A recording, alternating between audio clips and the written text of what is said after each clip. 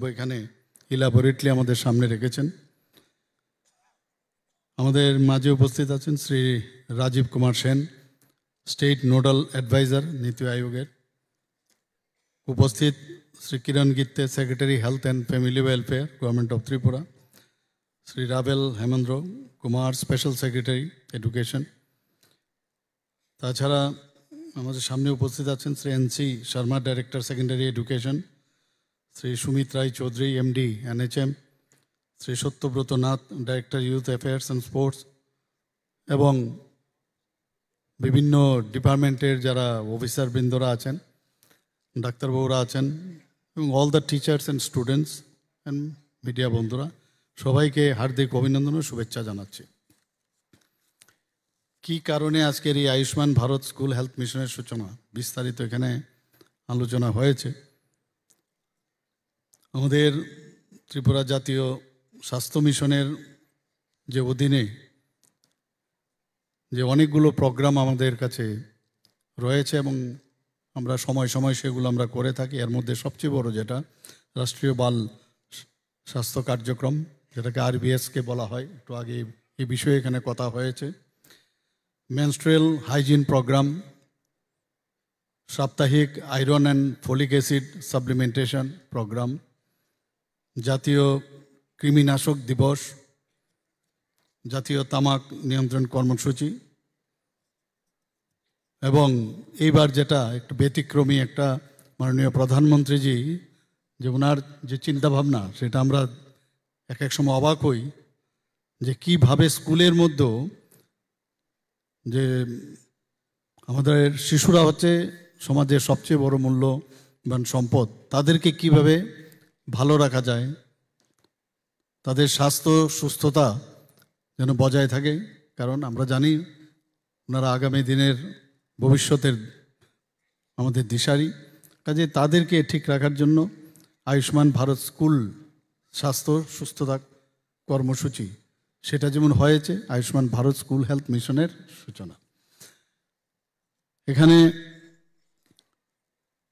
এই ত্রিপুরাতে আমরা পাইলট প্রকল্প হিসাবে নীতি আয়োগের যে ডিরেকশন সেই অনুযায়ী প্রথম আমরা এখানে 125টি বিদ্যাজ্যোতি স্কুল, যে আমাদের ফ্ল্যাগশিপ প্রকল্প আছে বিদ্যাজ্যোতি ফ্ল্যাগশিপ প্রকল্প, প্রথমে পাইলট প্রকল্প হিসাবে এই 25টা স্কুলে হবে। এবং পরবর্তী সময়ে কিন্তু এখানে প্রায় 90,000 যারা শিক্ষার্থীরা আছেন তারা কিন্তু সরাসরি এর মাধ্যমে উপকৃত হবেন। পরবর্তী সময়ে যখন এটা সফল হবে, অন্যান্য যে গভর্নমেন্ট স্কুলগুলো আছে বা গভর্নমেন্ট এইডেড যে স্কুলগুলো আছে সেইগুলোতেও সেই যে পরিষেবা সেটাও প্রসারিত করা হবে। এখানে মিশনের বলা হয়েছে যে মেইন 6টা স্তম্ভ আছে। আমাদের সেক্রেটারি মহোদয় বলছিলেন যে স্বাস্থ্য পুষ্টি শিক্ষার পাঠ্যক্রম, এবং পাঠ্যক্রম মানে সিলেবাসের বাইরেও তার সাথে সামঞ্জস্যপূর্ণ করে এই ধরনের পাঠ্যক্রম কিছু যোগ করবে। পরবর্তী সময়ে আরও বিশদভাবে এগুলো জানাবে, এবং আমি আশা করি এনএচএম এবং স্কুল ডিপার্টমেন্টের সবাই মিলে এটাকে আমরা সাফল্যমণ্ডিত করব।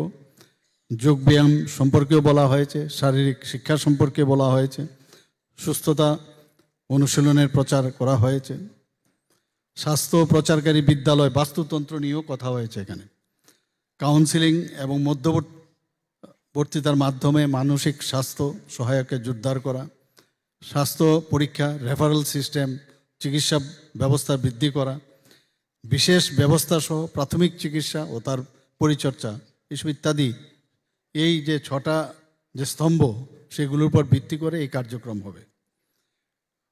এখানে যে বিশদ আমরা জানি, স্কুলে কিন্তু যখন বেশিরভাগ সময় স্কুলের ছাত্রছাত্রীরা মানে আমরা দেখছি সারা দিনের প্রায় 6 থেকে 7 ঘন্টা স্কুলেই থাকে। তো ওই জায়গার মধ্যে এই ধরনের একটা কার্যক্রম আমি আশা করি যে এটা খুবই কার্যকরী ভূমিকা নেবে। একটু আগে কথা হয়েছিল যে অনেক সময় দেখা যায় যে চোখেরও অনেক ছোট ছোট ছেলে মেয়েদের বাচ্চাদের চোখের সমস্যা হয়। তো তাদেরকে নিয়মিত পরীক্ষা করা। অনেক সময় ইএনটির যে সমস্যা, ইএনটি যে আমাদের যে পরিষেবা আমাদের হেলথ ডিপার্টমেন্ট থেকে তো দেবেনই, কিন্তু স্কুল ডিপার্টমেন্ট তারাও কিন্তু সেই বিষয়টা দেখবেন।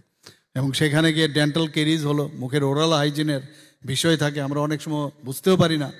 মুখের ভিতর অনেক সময় ঘা থাকে অনেকজনের, সেগুলো বিষয়ে উদাসীন থাকে। তার যে নিয়মিত চেক আপ সেগুলো যদি করা হয়, তো স্কুল থেকে গার্জিয়ানের সাথে একটু আগে যে কথা হলো যে কোলাবোরেশন করা প্রয়োজন। এতে করে কিন্তু যারা আমাদের ভবিষ্যৎ স্কুলের যে ছোট ছোট ছেলে মেয়েরা, তাদের স্বাস্থ্য যদি উন্নত হয়, এবং অনেক সময় দেখা যায় বাচ্চাদের মানসিক সমস্যাও কিন্তু হয় because of so many reasons. তো ওই জায়গায় যদি দেখা যায় কোনো একটু ব্যতিক্রমী তার ব্যবহার, সেখানে কিন্তু সাইকিয়াট্রিস্ট বা সাইকোলজিস্টের প্রথমে কথা বলতে হয়। অ্যাজ এ হোল, ইভেন তার চলার ক্ষেত্রেও যদি ফিজিক্যালিও যদি তার চলাফেরায় সমস্যা হয়, আমরা ক্লাব ফুট বলি, আমরা সেটা ক্লাব ফুটে কিন্তু অনেক সময় বাচ্চাদের হয়। তো আগে ভাগে যদি আমরা সেগুলো দেখতে পাই, আমরা যখন বড় হয়ে যাই তখন যাই ডাক্তারদের কাছে, কিন্তু ছোটোবেলায় ইভেন এইবার কোভিডের কারণে আমরা কিন্তু অনেক কিছু শিখেছি যে কীভাবে আনটাচড মানে থাকা যায়। মানে কথায় কথায় এখন কিন্তু অভ্যেস হয়ে গেছে আমাদের, স্যানিটাইজার দরকার নেই, অন্ততপক্ষে হাতটা ধোয়া, সাবান দিয়ে হাত ধোয়া, এতে কিন্তু অনেক রোগ থেকে আমরা মুক্তি পাই। বলা হয়েছে মশার কামড় যদি দেয় খায়, মশার কামড়ে কি কি সমস্যা হয়, তো সেই বিষয়ে একটা স্কুলের ছোট ছোট ছেলে মেয়েদের যদি তাদের সম্যক ধারণা হয়, এটা বিশাল ব্যাপার। এবং শরীর যদি খারাপ থাকে তো এডুকেশন তার মানে কনসেন্ট্রেশনও হবে না কোনো অবস্থায়। তো তার যদি সুস্বাস্থ্যের অধিকারী হয়, তাহলে পড়াশোনার দিকে যেমন নজর থাকবে, এবং এই সুস্বাস্থ্যর অধিকারী হতে গেলে যোগ ব্যায়াম থেকে আরম্ভ করে স্পোর্টস ইভেন্টসের সাথে তার যুক্ত হতে হবে।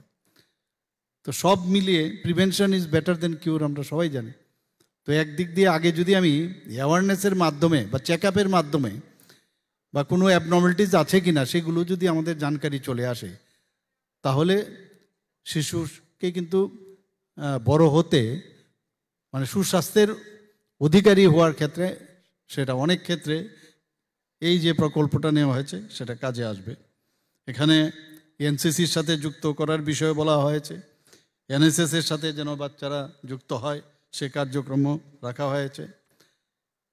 এবং আমরা স্কুলে আমরা দেখেছি যে অনেক সময় যে টয়লেটের যে অবস্থা, সেখানে টয়লেটে প্রপার যে টয়লেটের অবস্থা সেখানে ঠিক আছে কিনা, এই ফাঁকে কিন্তু সমস্ত স্কুলগুলোতে 125টা বিদ্যা যদি স্কুলে তো হবেই, কিন্তু আগামী দিনে যখন আরও সমস্ত ত্রিপুরার সমস্ত স্কুলগুলো হবে, টয়লেটগুলোও কিন্তু এখন ঠিক হয়ে যাবে। কারণ এই টয়লেটে বাচ্চাদের যদি বলা হয় যে তুমি যদি টয়লেটে যাও তোমার কি কি করা উচিত, এবং স্কুল কর্তৃপক্ষ যদি জানে যে আমাদের হেলথ ডিপার্টমেন্ট থেকে যদি বলা হয় যে টয়লেটে কিন্তু এই ব্যবস্থা থাকতে হবে, তাহলে সেখানেও কিন্তু তার চলার ক্ষেত্রে আগামী দিনে কিভাবে এটার ব্যবহার করবে সেই সম্পর্কেও তার সম্যক ধারণা চলে আসবে। এবং পরিষ্কার পানীয় জল থেকে শুরু করে কিচেন গার্ডেন থেকে শুরু করে এটা মানে পুরো বিদ্যালয় একটা পরিবেশ যাকে বলে, এই স্বাস্থ্যকে সামনে রেখে সেটাও কিন্তু চলে আসবে। এখানে আমাদের ডাক্তারবাবু বিশদভাবে আলোচনা করেছেন যে মেন্টাল স্ট্যাটাস সাইকোলজিক্যালিও সাউন্ড থাকতে হবে, ফিজিক্যালিও থাকতে হবে, স্পিরিচুয়ালিও থাকতে হবে। যোগার মাধ্যমে আমরা কিন্তু নিজেকে নিজে জানতে পারি যে আমি কে, আমার ক্যাপাসিটি কী, ক্যাপাসিটি বিল্ডিংয়ের ক্ষেত্রে খুবই প্রয়োজন। এবং ছোটোখাটো যখন সমস্যা হয় তার সম্পর্কেও যদি ফর এক্সাম্পল আমরা জানি যে যখনই দেখা যায় সর্দি কাশি হচ্ছে, তখন এটা কিন্তু সহজেই কি করলে কি করা যায়, বাচ্চাদের মধ্যে যদি এই আইডিয়াটা থাকে, টিচাররা যারা আছেন তখন যখন আরও বেশি এটার মধ্যে নজর দেবেন এই প্রকল্পের মাধ্যমে, তাদের মধ্যেও সেই ধ্যান ধারণাটা চলে আসবে। আমাদের যে আজকের এই প্রোগ্রাম আমার মনে হয় খুবই এটা প্রকৃত অর্থেই খুব ফলদায়ক হবে। এখানে ছোট ছোট ছেলেমেয়েরা আসছে, টিচাররা আসছেন, এই প্রকল্পকে আগামী দিন এটা সাকসেস হোক এই আশা রেখে আমি আমার বক্তব্য শেষ করছি। নমস্কার, জয় হিন্দ। অসংখ্য ধন্যবাদ এবং আন্তরিক কৃতজ্ঞতা জ্ঞাপন করছি আমাদের আজকের অনুষ্ঠানের মাননীয় মুখ্য অতিথি তথা মাননীয় মুখ্যমন্ত্রী শ্রদ্ধেয় প্রফেসর ডক্টর মানিক সাহা মহোদয়কে আপনার মূল্যবান বক্তব্যের আলোকে আমাদের অনুপ্রাণিত করবার জন্যে, আমাদের আলোকিত করবার জন্যে অনেক অনেক ধন্যবাদ। আমরা আমাদের আজকের অনুষ্ঠানের একেবারে শেষ প্রান্তে এসে পৌঁছে গেছি। এবারে ন্যাশনাল অ্যান্থেমের মধ্য দিয়ে আমাদের আজকের এই আয়োজনের সমাপন ঘটবে। সকলের কাছে অনুরোধ রাখব ন্যাশনাল অ্যান্থেম